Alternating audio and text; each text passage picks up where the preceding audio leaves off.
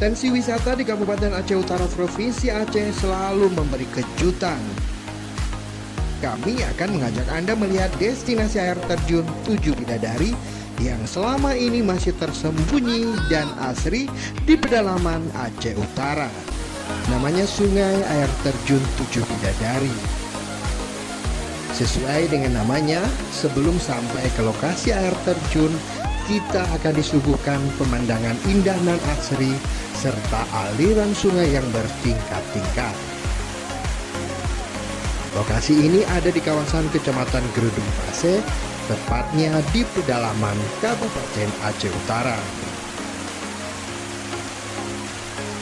Letaknya sekitar 30 km lebih dari pusat kota Loksmawe. Di tempat ini, pengunjung dimanjakan dengan keindahan alamnya yang masih terjaga.